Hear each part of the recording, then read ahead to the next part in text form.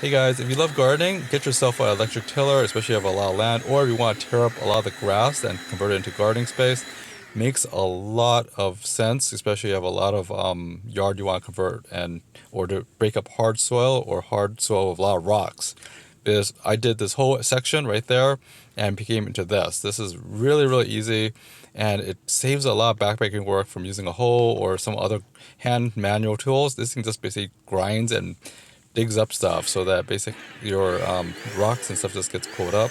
So you can see it just tears up the dirt and breaks up hard dirt into a soft dirt, and now I can plant stuff into it. Very, very convenient, very, very time saving, also labor saving too. And of course, you have to take out all the little weeds, but look at this dirt. It's so much more broken up with this thing. And I'm gonna go through and do all the grass and convert my backyard into a growing space. So anyways, sounds like fun. Hey guys, thanks for watching. I'll see you next time. Thanks for watching guys. Bye bye.